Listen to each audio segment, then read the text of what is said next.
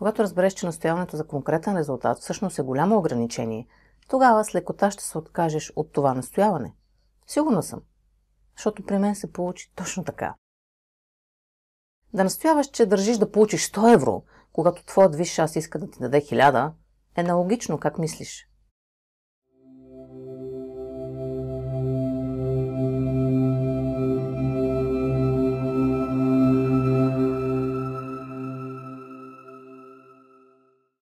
В това видео ще говоря за третата стъпка от формулата на Башар, която може да ти помогне да имаш по-щастлив и по-пълноценен живот, изпълнен с много радост, вдъхновение и щастие. Да ти припомня набързо, че цялата формула гласи: във всеки момент действай воден от своето вдъхновение по най-добрия начин, на който си способен, без да настояваш за определен резултат, като през цялото време оставаш в позитивно състояние, без значение какво се случва, и редовно изследваш негативните си убеждения и ги трансформираш в позитивни. Третата стъпка от тази формула е да не настояваш за определен резултат. Какво означава това ли? Означава да действаш воден от своето въодушевление, без абсолютно никакво настояване, изискване или предполагане, че трябва да постигнеш специфичен резултат, как точно да го постигнеш и как трябва да изглежда той. Защото да настояваш за конкретен резултат означава да се фокусираш върху нещо, което си мислиш, че е най-доброто, което можеш да си представиш в този момент. Но всъщност да настояваш, че нещо трябва да се случи така, както ти мислиш, че е най-добре, или че трябва да стигнеш до там по точно определен път, който отново умът ти се мисли, че е най-прекият, е едно огромно ограничение. И сега ще ти обясня защо. Ти, например, можеш да си визуализираш идеалната реалност, която искаш да преживееш. И когато си представиш този идеален резултат, тази желана реалност, ти често виждаш и себе си в тази картина. Например, ако искаш да привлечеш романтична връзка, ти може би виждаш във въображението си как се разхождаш с привлекателен мъж, по залез слънце на красив плаж, как ходите боси по мокрия пясък, как се смееш на шегите му, как той те прегръща и ти казва, че си жената на мечтите му. И тази въображаема картина започва силно да те вълнува и вдъхновява. И точно това е целта на визуализацията – да повиши въодушевлението ти, за да ти вдигне вибрацията. И тогава, развълнувана от възможността тази приказна реалност да се случи наистина, ти си казваш: ако това се случи наистина, ще е най-прекрасното нещо в живота ми. Може да е така, а може и да не е така. Защото разбери, че физическият ни ум е ограничен, докато твоят висш аз не е. Това, което във въображението на физическият ум е таванът, за висшия аз е само подът. Така че със сигурност има нещо още по-добро от това, което можеш да си представиш. Защото ако настояваш на картината, която физическият ти ум е създал да се прояви в живота ти и не си отворена към други възможности, как всъщност можеш да си сигурна, че не се ограничаваш и не лишаваш себе си да преживееш нещо още по-добро от това, което можеш да си представиш? Няма как, нали? Защото как можеш да кажеш, че от всички всевъзможни потенциални възможности, точно тази е най-добрата за теб? Нашият ум няма как да знае това. От друга страна обаче, висшият аз със сигурност вижда много по-грандиозни възможности и е готов да ти ги предостави, ако му позволиш. А ти позволяваш, като се откажеш от настояването за конкретен резултат. Разбери, че физическият ум не е устроен да знае кое е най-доброто нещо, което може да се случи. Физическият ум е устроен само да осъзнава какво се случва в момента, за да можем да имаме индивидуално преживяване за това, което се случва сега в физическата реалност. Физическият ни ум е част от нашата егоструктура, която ни е нужна, за да имаме преживяването за аз. Башар често сравнява егото ни с една водолазна маска. Тези маски помагат на водолазите да виждат по-добре под водата, нали така? За да им позволят да се насладят на гмуркането до дъното на морето. Водолазните маски не са създадени да казват на каква дълбочина си, колко риби идват към теб, какъв вид са тези риби, на къде да плуваш, дали идва акула и т.н. Водолазните маски са създадени просто да ти позволят да имаш по-ясен фокус във водата. Нищо повече. Същото е с нашето его и респективно с физическия ни ум. Те просто ни позволяват да се фокусираме върху нашето преживяване в физическата реалност, но не и да предвиждат бъдещето или да контролират външните събития. Затова не натоварвай ума си с задачи, които не е създаден да решава, защото в противен случай егото ти, което ти е нужно в това измерение, ще се превърне в негативно его, мислещо си, че то управлява кораба. Ако се замислиш, съм сигурна, че може да се сетиш за примери за такива хора, които имат силно изразено негативно его и постоянно се стремят да манипулират хора и събития, за да постигнат целите, зададени им от техният ограничен физически ум. Запомни, че само висшият тя знае кой е най-добрият път за теб и го показва, като насочва физическият ум чрез позитивни чувства на въодушевление, радост, страст и креативност, които те приканва да последваш. И тук идва ключовия момент. Когато използваш визуализация, за да повишиш вибрацията си и се развълнуваш за нещо, което искаш, когато си на върха на вълнението си, точно в този момент се откажи от образа. Напълно го пусни. Не настоявай по никакъв начин, че нещото, което искаш, трябва да изглежда точно така или че трябва да се случи по точно този определен начин. Откажи се от картината, но запази високата вибрация и състоянието на вдъхновение и радост. Поддържането на висока вибрация е ключът. Тя привлича това, от което имаш нужда към теб. Докато в същото време настояването на определен резултат отблъсква по-добрите алтернативи. То е като да търсиш нещо в далечината, докато това, което ти е нужно е точно пред теб, но ти не го виждаш, защото се пулиш само напред. И макар нещото да е точно под носа ти, ти няма да го видиш, защото фокусът ти е насочен в друга точка и ти пречи да го забележиш. Разбираш ли? Затова се довери безрезервно на висшия си аз и дръж съзнанието си отворено. Вярвай, че твоят най-добър приятел, висшият ти аз, ще ти направи приятна изненада в най-подходящото време. Така че отпусни се. Няма нужда да се стресираш. Не настоявай, не предполагай, не изисквай нещо конкретно.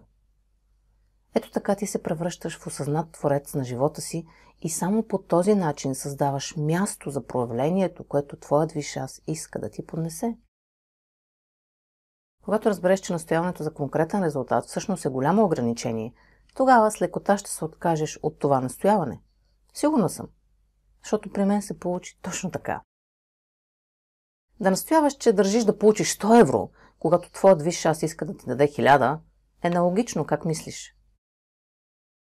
Така че не се опитвай да контролираш процеса, защото истината е, че този процес не може да бъде контролиран от физическия ум. Както вече казах, той просто не е създаден за това. Най-доброто, което можеш да направиш, е да се отпуснеш и да се довериш на процеса.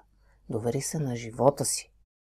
Следвай течението, следвай пътя на най-малкото съпротивление, защото това е най-краткият и най-бързият път, който ще те заведе до нужната дестинация. Също така имай предвид, че не е задължително това, което ти носи вълнение, да се прояви в реалността ти. То може да те вълнува в даден момент само за да те побутне да предприемеш действие и да повишиш вибрацията си, което пък ще позволи на друго, още по-хубаво нещо да се прояви. Защото ако не си на нужната вибрация, ти няма да го видиш. Ти не можеш да преживееш реалност, на чиято вибрация не си. И когато се откажеш от настояването, ще започнеш да разбираш, че понякога нещата ще те вълнуват не поради причината, която предполагаш.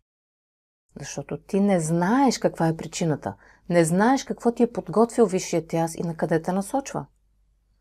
И ако той иска да те мотивира да се придвижиш в определена посока, посоката, в която имаш нужда да тръгнеш, нещо синхронично ще се появи в живота ти, което ще те насочи натам. За целта висшият ти аз може да ти покаже нещо, което изглежда толкова вълнуващо и привлекателно, че не можеш да му устоиш и ще искаш да предприемеш действия в тази посока. Но не предполагай, че именно това е нещото, което наистина трябва да постигнеш. Просто следвай чувството на вдъхновение. Нека ти дам пример. Мой познат от няколко години е силно привлечен от идеята да има електрическа кола Тесла. Всичко по темата му носи изключително силно вълнение. Всеки ден гледа видеа в YouTube, чете информация и си представя, че има такава кола. Няма възможност да си купи Тесла, но идеята за тази кола не напуска съзнанието му. Един ден, връщайки се от работа, той видял реклама за изложение на електрически автомобили, което щяло да се състои в неговия град на следващия ден. Толкова много се вдъхновил, че нищо не било в състояние да го спре да отиде на това изложение. Самата идея, просто да бъде близо до такива коли, му носело силно радостно вълнение и той не бил способен да мисли за нищо друго. На следващия ден той бил един от първите, които прекрачили прага на събитието. Успял да седне в изложената Тесла и да се наслади на интериора й. Колата не му била по джоба, но той бил щастлив от факта, че успял да се докосне до своята мечта. Докато излизал от колата, видял едно привлекателно момиче, което също така като него било силно привлечено от тази кола. Усещайки чувството на вдъхновение, което се надигнало в него, той започнал разговор с нея за колата, въпреки че по принцип е доста срамежлив и рядко говори с непознати. Въодушевен от разговора им за колата, той видял, че имат много общи интереси и накрая дори се престрашил да покани момичето на среща. И така, следвайки своето вдъхновение, той отишъл на това изложение и освен, че се докоснал до мечтаната си кола, той срещна и бъдещата си съпруга. Все още нямат кола Тесла, но за сметка на това имат едно много щастливо семейство. Както можеш да видиш, в този случай самата кола служи като примамка, която го е насочила да тръгне в тази посока, за да срещне бъдещия си партньор, а не за да си купи колата. Задачата на твоето вдъхновение понякога може да е просто това, да ти размърда дупето, защото много си се застоял на дивана. И нищо повече. И когато вече си се раздвижил и си започнал да действаш воден от вълнението си и си в правилното вибрационно състояние, тогава нещата, по които наистина е нужно да действаш и които е нужно да постигнеш, ще се появят в живота ти под формата на нови възможности. И те ще станат толкова очевидни за теб, че няма да можеш да ги подминеш. Друга важна роля на твоето първоначално вдъхновение е да те свърже с други видове вдъхновение. Дори на пръв поглед две възможности да ти изглеждат несвързани, чувството на вълнение, което изпитваш към тях, е това, което ти показва, че те в действителност имат връзка помежду си. Въодушевлението ти те подкрепя в живота по всички начини, от които се нуждаеш. И каквато форма на изобилие се появи, ще е тази, от която имаш нужда в този момент. Откажи се от настояването в какъв вид и кога трябва да дойде това изобилие, защото ти всъщност не знаеш кой вид е най-оптимален за теб в този момент. Ако са парите, тогава това ще е начинът, по който изобилието ще влезе в живота ти. Но, ако парите не са пътят на най-малкото съпротивление за теб, изобилието ще се прояви под друга форма. Например, може да ти бъде подарено нещо или да получиш идея от въображението си как да направиш нещо, което отдавна искаш. Това също е вид изобилие. Може да научиш за различните видове изобилие в това мое видео. Днес аз искам да ти кажа. Довери се на синхроничностите и начинът, по който живота ти се разгръща. По този начин ще отвориш вратите на всички форми на изобилие да нахлуят в твоя живот. Не дай да настояваш, че изобилието трябва да дойде по определен вид, защото това, както казах преди, парадоксално затваря пътя на всички други форми на изобилие да достигнат до теб. Нека ти дам друг пример. Моя приятелка на име Таня мечтаеше да има красива двоетажна къща и да живее близо до парк, в който често да се разхожда. Тя редовно разглеждаше списания за къщи и вътрешен дизайн. Дори си беше изрязала снимка на идеалната й къща и си я беше залепила на стената. Всеки път, когато погледнеше снимката, нейната вибрация се повишаваше и тя усещаше прилив на страст и радост да заливат тялото й. Единственият проблем беше, че Таня нямаше никакви спестявания и не можеше да си позволи да си купи дори малък апартамент. Тогава физическият ум започна да й казва, че единственият начин, по който тя може да си купи двоетажната къща, е само ако спечели от лотарията. Затова тя започна да си мисли, че може би е добре да се откаже от идеята за къща, защото е малко вероятно да спечели от лотарията. Да, ето такива мисли минавали през главата и понеже нейният ум просто не можел да си представи и да види друг начин, как тя може да живее в такава къща. Колко ограничено, а? Въпреки това, месец след месец Таня си купуваше лотарийни билети. Понякога си купуваше дори по 5, но никога не печелеше нищо. И вместо да се отчая и да си каже: животът е тежък и аз съм бедна и никога няма да мога да живея в къщата на мечтите си, тя си казала: явно тази идея с печеленето от лотарията не е пътят на най-малкото съпротивление за мен. Не виждам знаци, че е нужно да следвам този път. Даже напротив. Може би е по-добре да спра да настоявам как точно нещата трябва да се случат. Моят висш аз вижда нещата от по-висока позиция и знае кой е пътят на най-малкото съпротивление за мен. Аз му се доверявам безусловно и го оставям да ме води по пътя към най-доброто за мен. Затова аз ще следвам своето въодушевление, без да настоявам какво, кога и как трябва да се случи. Ето така Таня успокоила ума си и го освободила от задачата да измисли начини за сбъдване на мечтата й и продължила живота си. Няколко дни по-късно тя почувствала силен импулс да отиде на разходка в близкия парк. Поразходила се около час, след това седнала на една пейка да се наслади на красивата гледка и докато се наслаждавала на чурликането на птиците, случайно дочула разговор на по-възрастна двойка, седящи на съседната пейка.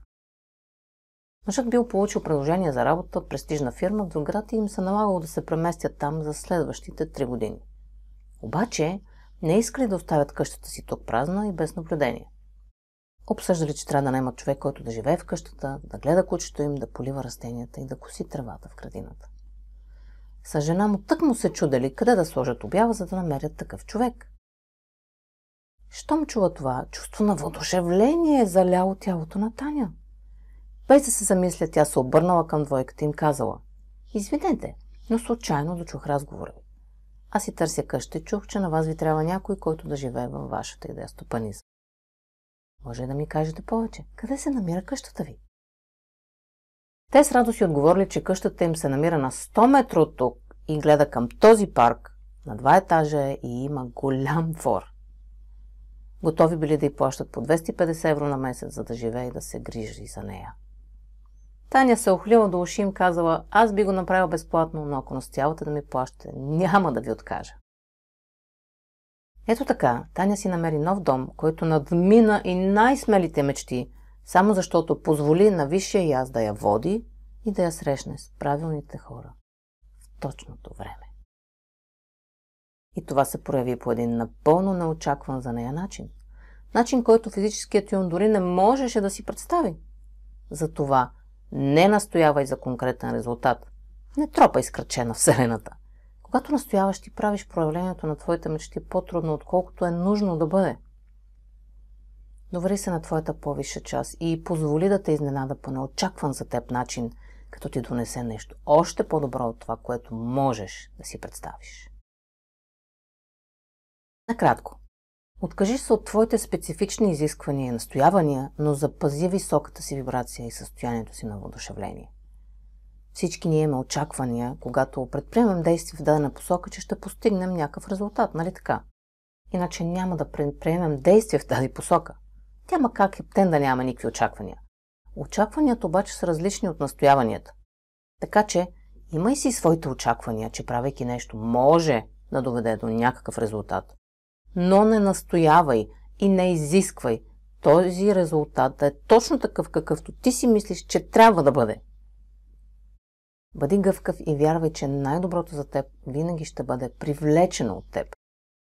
Поддържай вибрацията си висока и знай, че така ставаш неустоим магнит за всичко, от което се нуждаеш, да може да те намери и то скоро ще почука на вратата ти. Просто се довери на висшия си аз и следвай пътя на най-малкото съпротивление. С това завършва третото видео от тази поредица, в която обясних как да действаме водени от въодушевлението си, без да настояваме за определен резултат. В следващото видео ще говоря за четвъртата стъпка от формулата на Башар, която ни призовава да останем в позитивно състояние, без значение какво се случва. Ако слушайки тази формула усещаш лекота и радост и се чувстваш вдъхновен да се научиш как да вникнеш още повече в нея и да я прилагаш още по-добре, В описанието под това видео има линк към онлайн обучение за формулата на Башар, което в момента провеждам. Там навлизам в още по-голяма дълбочина относно стъпките и давам полезни практически упражнения. Може да се включиш по всяко време. Ще се радвам да те видя там. Благодаря ти и до скоро.